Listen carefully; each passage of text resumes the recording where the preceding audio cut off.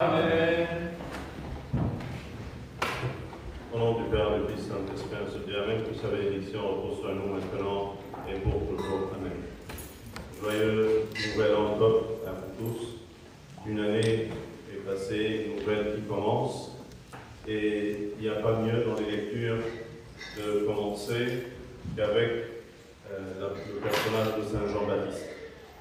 Quand on parle de Jean-Baptiste, on se souvient que c'est lui qui a préparé le chemin par le repentir.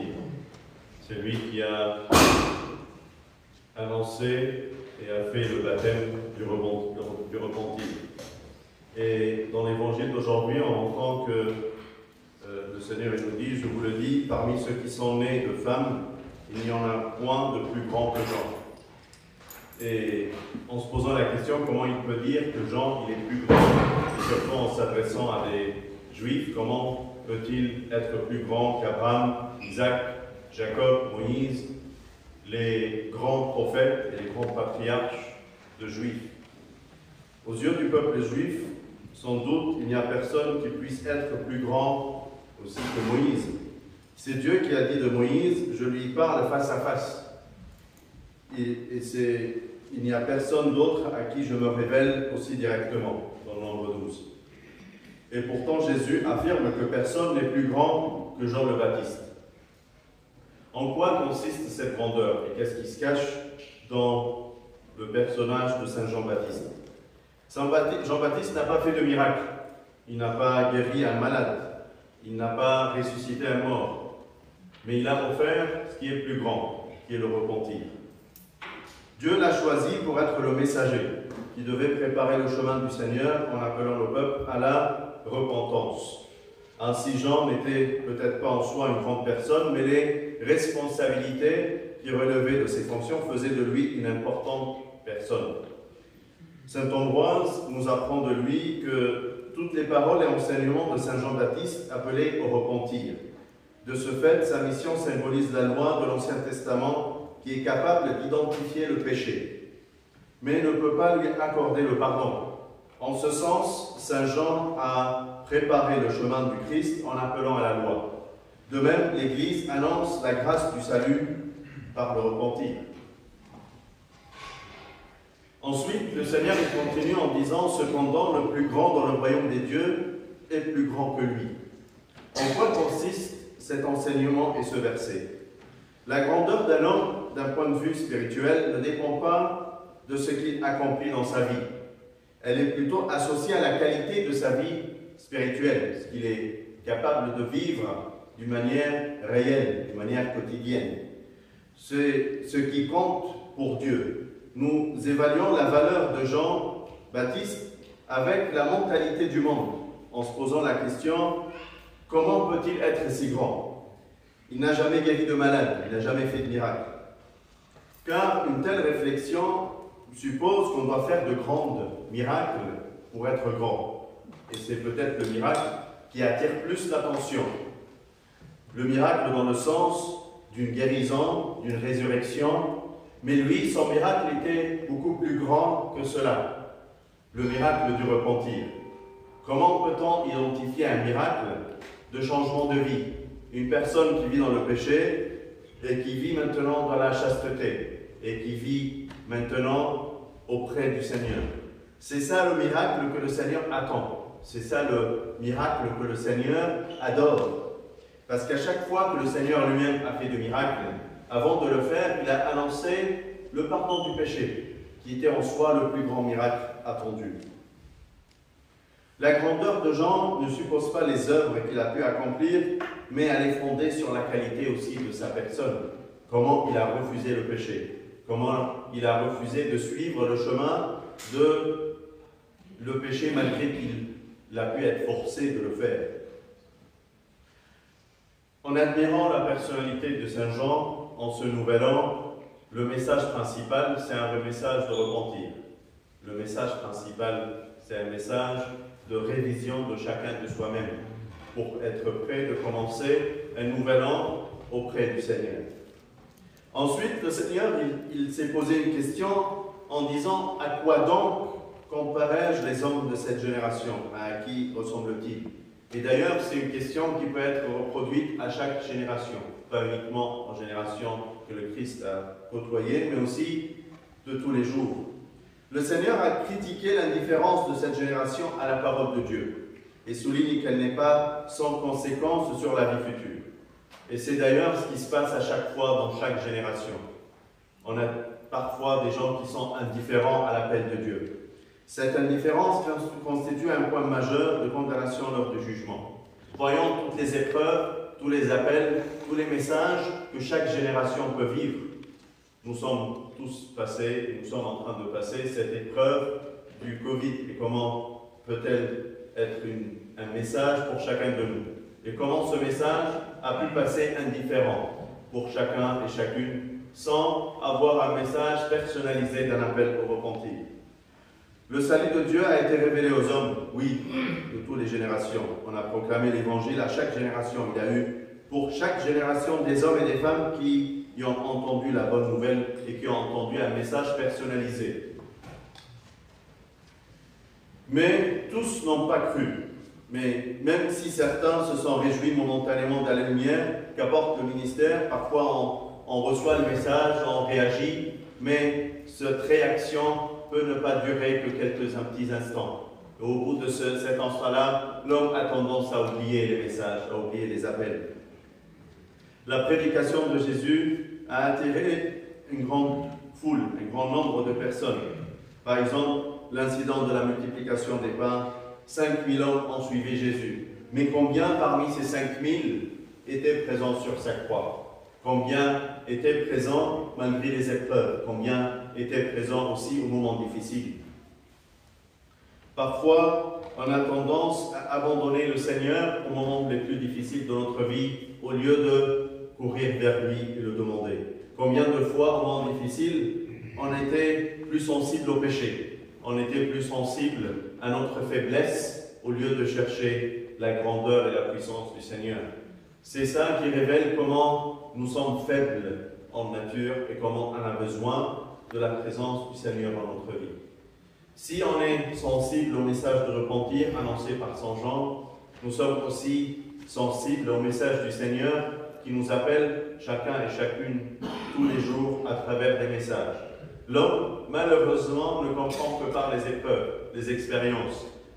La théorie ne lui est pas parlante. Voyons comment peut-on lire plusieurs fois la Bible sans sentir un message personnalisé et comment, à travers une épreuve, un message aussi personnel, une petite expérience, une petite difficulté, un petit quelque chose qui nous secoue de l'intérieur, on est plus sensible et plus ouvert. C'est comme si des appels et des messages qui ouvrent nos oreilles pour écouter la parole du Seigneur.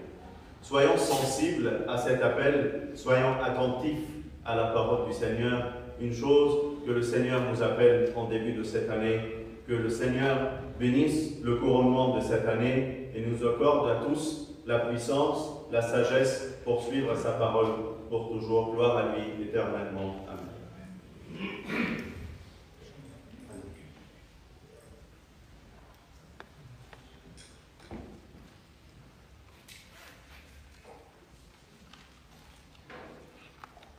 بسم الله والابن والروح القدس الاله الواحد امين. تحل علينا نعمه وبركته من الان والى الابد. كل سنه وانتم طيبين. الكنيسه احتفلت بعيد النيروز اول السنه القبطيه، والكنيسه في بدايه السنه القبطيه بتحط قدامنا النهارده في انجيل هذا الصباح المبارك القديس يوحنا المعمدان خاتم انبياء العهد القديم. وبالنسبه لنا حسب ايماننا المسيح خاتم الانبياء هو القديس يوحنا المعمدان. ما فيش انبياء ثاني بعد القديس يوحنا المعمدان. هو خاتم انبياء العهد القديم وهو السابق لانه سبق مجيء المسيح مباشره. السابق هنا اشاره الى ان هو اللي تشرف ان هو عمد السيد المسيح. كلمه الصبغه بتشير الى الطريقه اللي احنا بنستخدمها في كنيستنا، ان لازم يبقى في تخصيص كامل في المية إشارة إلى قيام موت المسيح وقيامته. ومن الكلمة دي الصبغة اتخذت الكلمة الإنجليزية بابتزم اللي هي المعمودية. الكنيسة بتحط قدامنا هذه الشخصية العظيمة اللي شهد عنها السيد المسيح بأنه ده أعظم مواليد النساء كمثال ونموذج من نماذج القداسة والزهد والتجرد واللا هوى. ما كانش عنده هوى شخصي خالص غير إن هو يتمم مشيئة ربنا. وطبعا عارفين جرأته في الحق أمام الجموع وأمام الملك نفسه. وإذا كنا في كنيستنا القبطية بنقول على الأنبا أنطونيوس إن ده أب الرهبان، القديس يوحنا المعمدان هو زعيم الرهبان والمتوحدين، لأن أنتم عارفين القديس يوحنا المعمدان قضى سنوات كثيرة جدا في البرية بيتأهب وبيستعد لخدمته. ولما امتلأ من نعمة الروح القدس خرج للخدمة في جميع القرى المحيطة بالأردن علشان يكون النبي اللي بيعد لمجيء الرب بالجسد. والفرق بين كل أنبياء العهد القديم والقديس يوحنا المعمدان إن كل هؤلاء الأنبياء تنبأوا عن مجيء المسيح، أما القديس يوحنا المعمدان فقد أشار إليه بأصبعه إنه جاء بالفعل، بل وعمده أيضا. عشان كده شفناه لما شاف السيد المسيح عند نهر الأردن قال هوذا حمل الله الذي يرفع خطية العالم. فهو مش بس تنبأ عنه، ده أشار إليه وشافه وأرشد الناس ليه ووجه الناس لشخصه المبارك. عاش القديس يوحنا المعمدان بساطة الحياة والتجرد. يعني اللي بيقول لنا إن كان اللبس بتاعه من ورا الإبل، كان الأكل بتاعه بسيط جدا، ما كانش مهتم زي ما إحنا مهتمين دلوقتي ناكل إيه ونشرب إيه. بندي اهتمام كبير خالص للأمور دي. إحنا مش بنعيش عشان ناكل، إحنا بناكل علشان خاطر نقدر نعيش ونقدر نقوم بالمهام بتاعتنا. مشغولين كتير خالص بالأكل وأصناف الأكل وأنواع الأكل، ممكن نصرف كتير خالص في البند ده. مشغولين كتير باللبس والموضة والأزياء، وممكن تبقى الواحدة عندها حاجات كتير خالص في الدولاب بتاعها وتفتح تقول ما عنديش حاجة زي ما الدولاب مليان، ما عنديش حاجة لأن الحاجات دي خلاص ادمت، في موديلات جديدة، في موضة جديدة. قد ايه بنصرف على الاكل والشرب، بنهتم هنسكن فين، البيت اللي احنا هنسكن فيه والمنطقه اللي احنا هنسكن فيها، نوع العربيه اللي احنا هنركبها، نوع الموبايل. في مصر يعني نوع الموبايل ده بيحدد ان نتعامل مع الشخص ازاي، هو ماسك موبايل نوعه ايه والماركه بتاعته ايه. الناس النهارده بيدوروا على احدث حاجه. القديس يوحنا المعمدان كل الكلام ده ما كانش بالنسبه له ليه اي قيمه، لانه كان بيدرك تماما ان دي عظمه ارضيه وعظمه ظاهريه من بره وما لهاش اي علاقه بالداخل. وعظمه يوحنا المعمدان كانت من الداخل. لما الناس اتكلم عنه اعظم مواليد النساء كان بيتكلم عن ان هو من الداخل عظيم مش من بره. العظمه الوقتيه اللي نقدر نقول عنها كاذبه، نخلي بالنا ان احنا ما نجحش في الفخ ده. الكتاب بيقول عن بعض الناس الههم في بطونهم، الهتهم في بطونهم، مهتمين كل اهتمام وكل شغل شاغل ان هو الاكل بتاعه والامور الوقتيه والزمنيه. الكتاب بيقول لنا ان كان لنا قوت وكسوه فلنكتفي بهما. وفي هدوءه وعزلته في البريه استطاع ان هو يقيم امور هذه الحياه تقييما جيدا. ان واحد ممكن يقيم الامور تقييم خاطئ. وكان اكثر عمقا وادراكا لحقيقه هذه الحياه الارضيه التي نحياها، وتحرر من اي اغراء، اي شهوه، وتحرر ايضا من اي خوف. وعاش العباره اللي قالها لنا بعد كده القديس اغسطينوس: جلست فوق قمه العالم حينما اصبحت لا اشتهي شيئا ولا اخاف شيئا.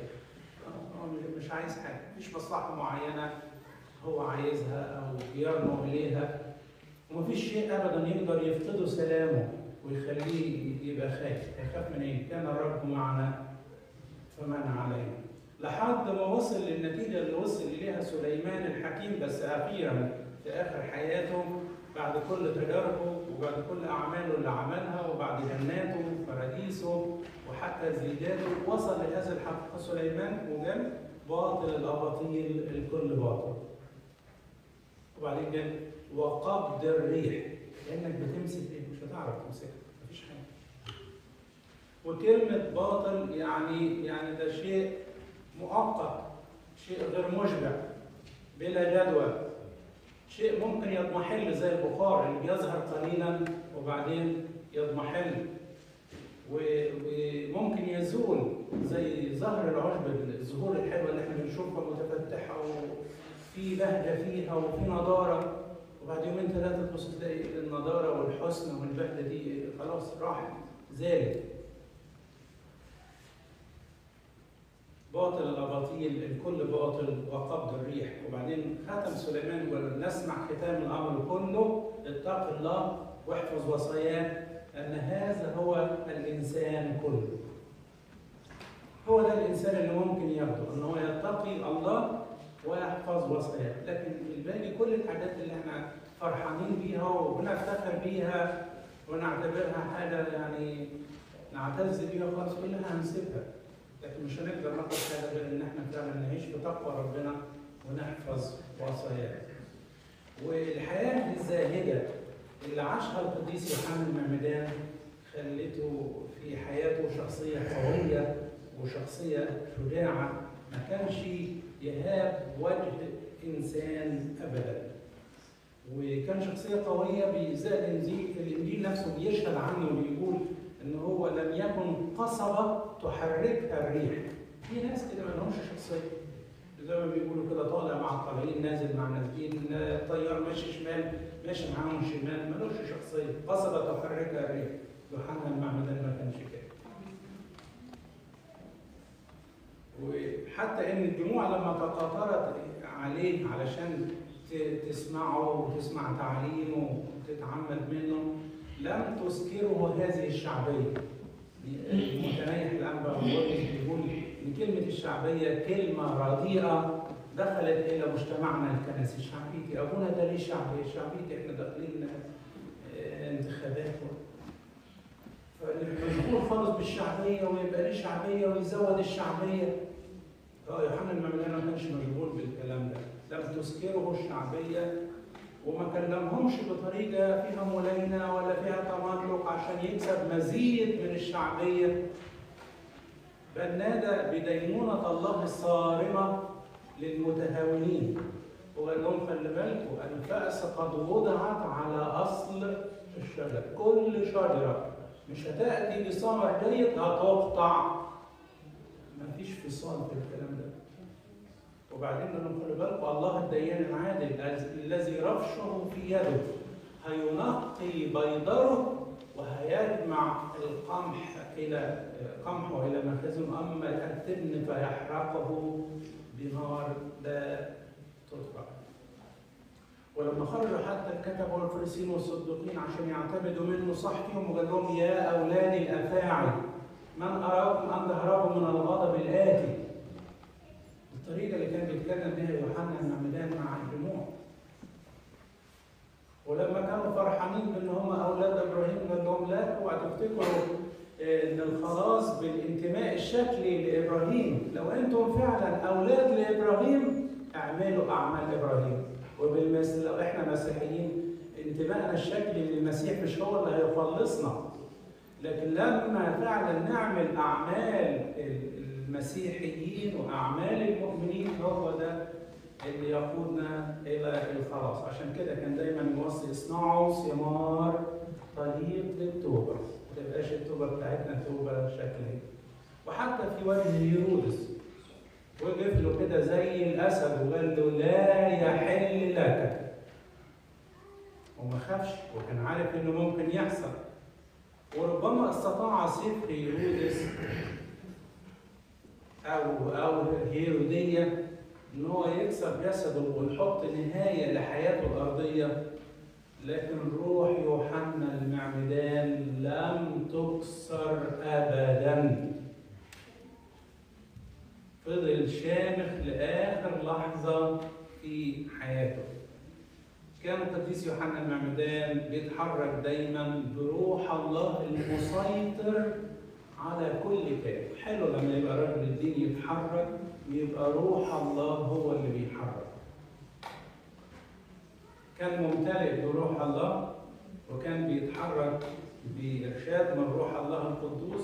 عشان كده إنجيل يوحنا بيقول كان إنسان مرسل من الله اسمه يوحنا، هذا جاء للشهادة ليشهد للنور لكي يؤمن الكل بواسطته.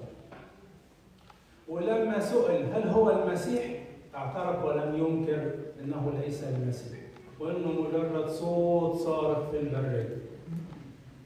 ولما قالوا له المسيح بينجح والناس كلها رايحه له، الغيره ما لعبتش ابدا في داخل نفسيته. وقال ينبغي ان ذاك يزيد واني انا انقص. انا مجرد صديق العريس افرح لفرحه، هو اللي لازم يظهر في المشهد وانا اللي لازم اختفي واتوارى. عشان كده الكنيسه حطت قدامنا هذه الشخصيه العظيمه في بدايه السنه القبطيه عشان يبقى قدوه لينا ومثال. فلتشملنا احبائي جميعا نعمه الهنا ولنقتدي بهذا القديس العظيم الذي سار في طريق الفضيله والحياه المقدسه مع الله. لإلهنا كل من يبارك